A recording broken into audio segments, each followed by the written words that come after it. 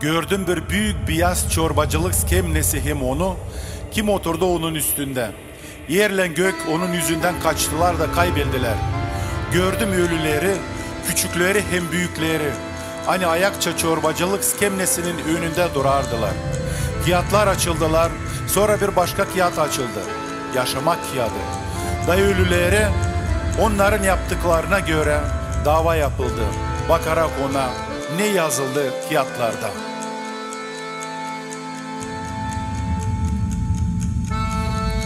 Gökyüzü şimdiden kararır.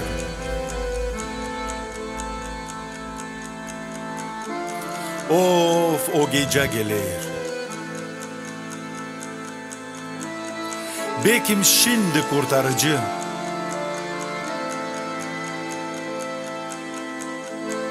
Senin duhunu çığıracak.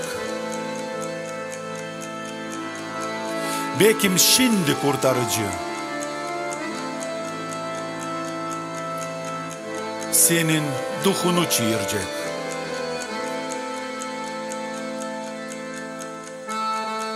O saat aklında diyeceksin ki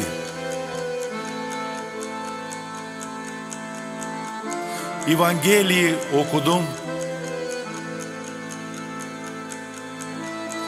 De o zaman sen pek ağlayacaksın. Ne için Hristos'dan kaçtın?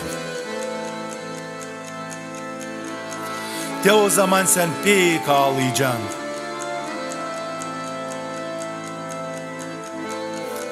Ne için Hristos'dan kaçtın? O zaman deniz geri verdi ölüleri hani vardı ondan.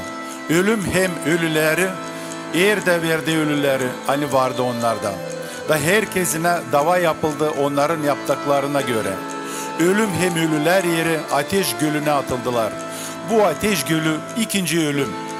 Kimin adı yaşamak kağıdında yazılı olmadı, o ateş gölüne atıldı. Ama geç olacak dostum.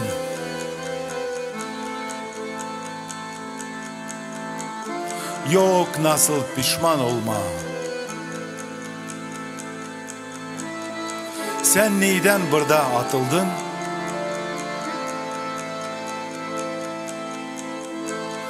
Orada onu bulmayacaksın. Sen neyden burada atıldın?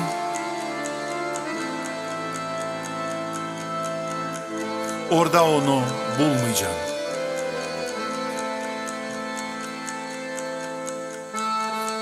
Kağıtlar açık durarlar.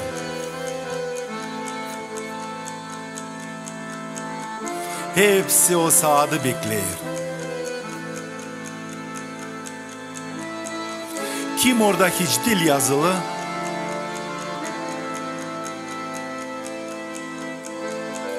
Diveç ateşe gidecek. Kim orada hiç dil yazılı?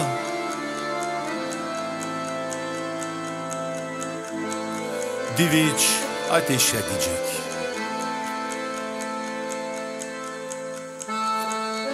O dostum, sen oyalanma. Kaybedersin vakiti. İşittiği gibi gökten ses, sen çabuk gel Hristos'a. İşittiği gibi gökten ses, sen çabuk gel Hristos'a. Yüreklendirin birbirinizi her gün. O kadar vakit ne kadar değiner büyün ki biriniz bile inatlaştırmasın yüreğini aldanarak günahlan.